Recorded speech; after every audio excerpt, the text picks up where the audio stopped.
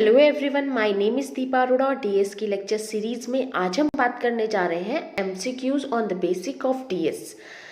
तो मेरे पास बहुत टाइम से रिक्वेस्ट आ रही थी कि मैं ऑब्जेक्टिव टाइप वीडियो बनाऊं डीएस के ऊपर, क्योंकि आजकल जितने भी एग्जाम हो रहे हैं उनमें एमसीक्यूज पूछे जा रहे हैं।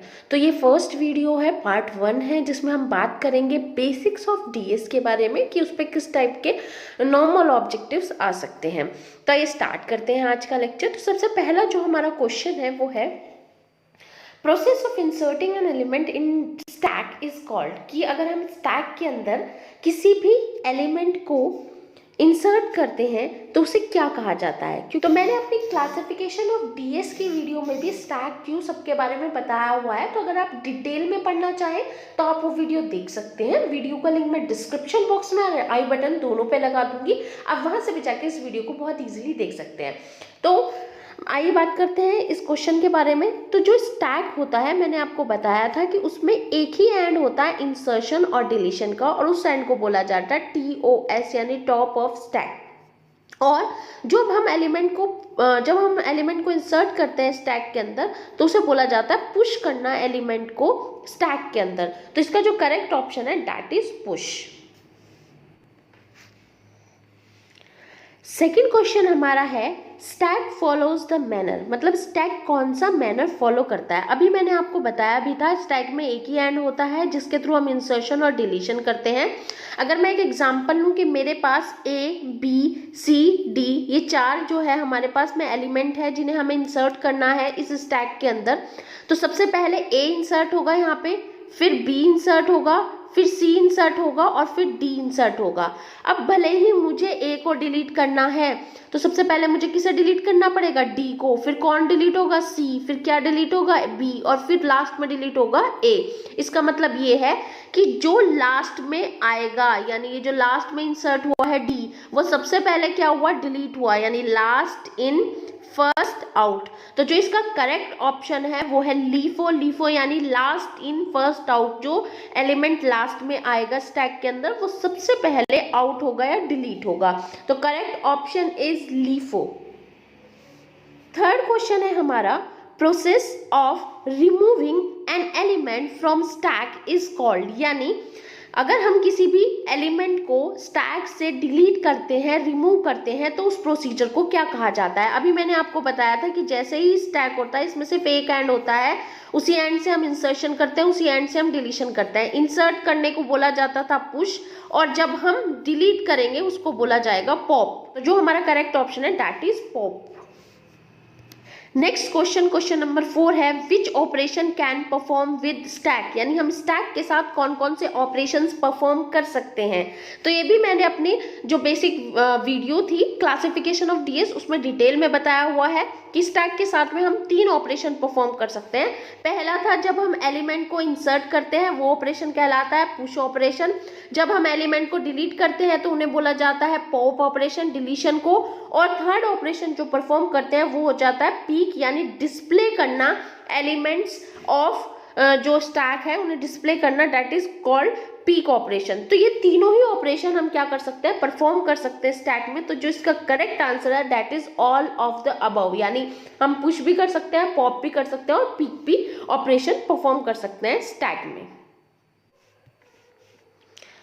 Next question is in a stack if a user tries to remove an element from an empty stack it is called। तो मैंने अपनी deletion an element from a array में भी आपको बताया था कि अगर array है, stack है, लिंक लिस्ट है, मतलब कोई भी DS है यानी डेटा स्ट्रक्चर है उस वो पहले से ही खाली है और हम उसमें से कोई एलिमेंट डिलीट करना चाह रहे हैं, तो ऐसा पॉसिबल नहीं हो सकता। तो इसलिए जब भी हम डिलीशन करते हैं तो उस टाइम पे हम ये कंडीशन पहले ही चेक करते हैं कि क्या जो हमारा डेटा स्ट्रक्चर है वो पहले से खाली एम्प्टी तो नहीं है। अगर है तो हम उस कंडीशन को बोलते थे अंडरफ्लो कंडीशन और उसे वहीं छोड़ देते थे, कोई एलिमेंट डिलीट नहीं कर सकते थे। मतलब अगर कोई ग्लास है वो पहले से ही खाली है तो हम उसे खाली नहीं कर सकते, तो वो कंडीशन कहलाती है अंडरफ्लो कंडीशन।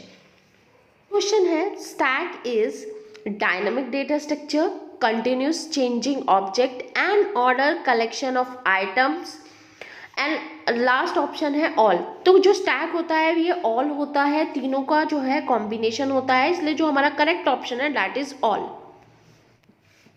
नेक्स्ट क्वेश्चन है pushing an element into stack already having 4 elements and stack size है 4। मतलब हमारा जो स्टैक है उसके अंदर 4 एलिमेंट आ सकते हैं और हमारे पास ऑलरेडी 4 एलिमेंट है। लाइक मेरे पास 4 एलिमेंट है A B C D stack के अंदर, और इसका जो मैक्सिमम साइज है वो भी हमारा क्या है 4 है, यानी उसके अंदर मैक्स जो एलिमेंट आ सकते हैं वो 4 ही आ सकते थे।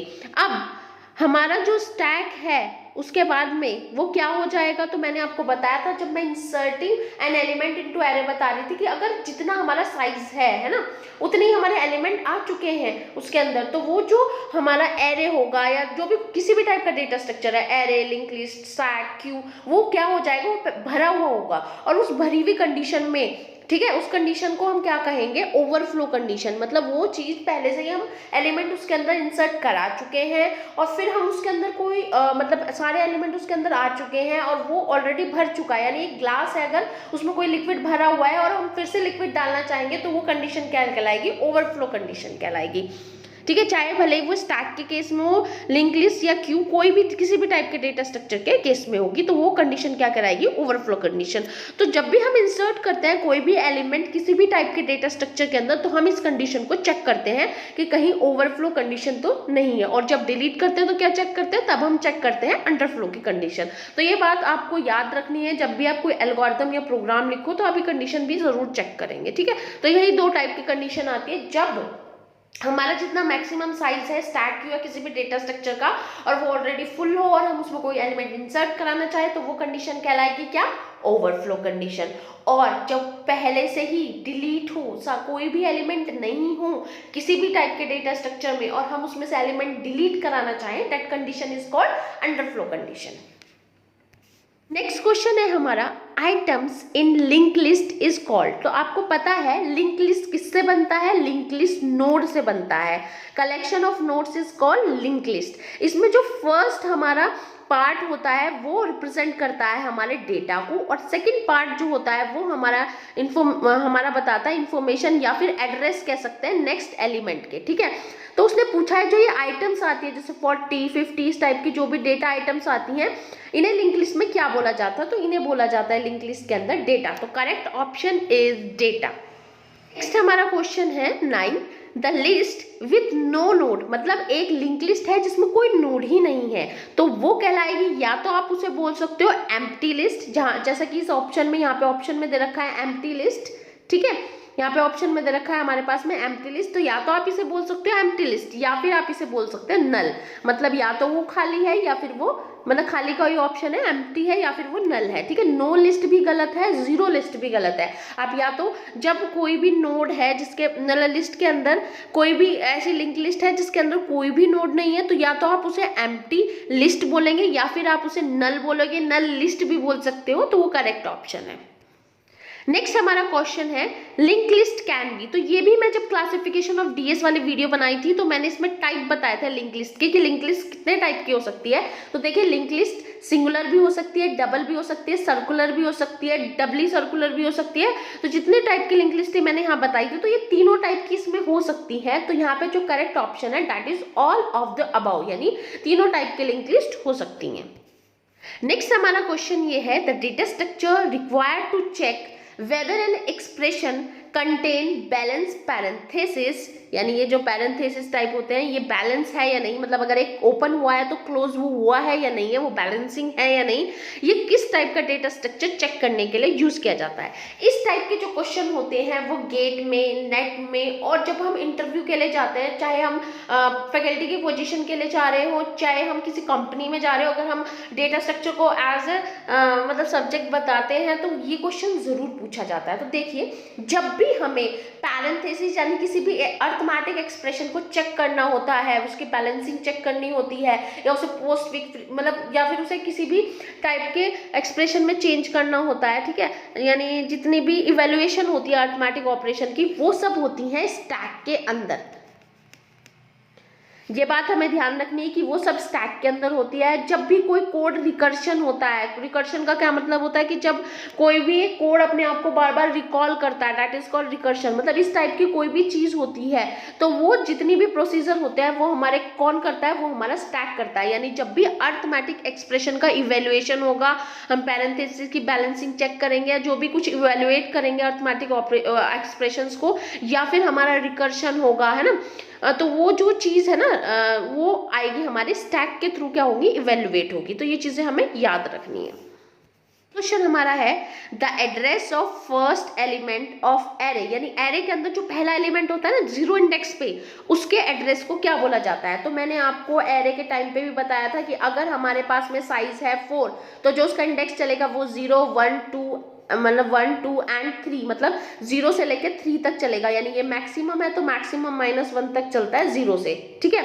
तो जो पहला 0 होता है उस एड्रेस को हम बोला जाते हैं लोअर बाउंड, यानी उस एड्रेस को बोला जाता है बेस एड्रेस, ठीक है। इसे लोअर बाउंड भी बोली जाती है और क्या बोला जाता है, इस एड्रेस को बेस एड्रेस बोला जाता है, ठीक है। जीरो इंडेक्स पे जो होता है लोअर बाउंड होती है, इसके एड्रेस को बोला जाता है बेस एड्रेस। तो हमारा जो करेक्ट ऑप्शन है that is base address. Next question है which data structure is used to implement recursion. मैंने अभी आपको बताया था, जब अभी मैंने आपको बताया था कि अर्थमेटिक एक्सप्रेशंस को कौन इवेल्युएट करता है, तो वो भी स्टैक करता है। और जो हमारे रिकर्शन होती है, यानी बार बार कॉल करना किसी भी फंक्शन को, दैट इज कॉल्ड रिकर्शन, और उसे भी इम्प्लीमेंट जो किया जाता है जिस डेटा स्ट्रक्चर के थ्रू, वो होता है स्टैक। ये गेट, इंटरव्यूज एंड नेट सब कॉम्पिटिशन एग्जाम के पर्पज से बहुत इंपॉर्टेंट क्वेश्चन है।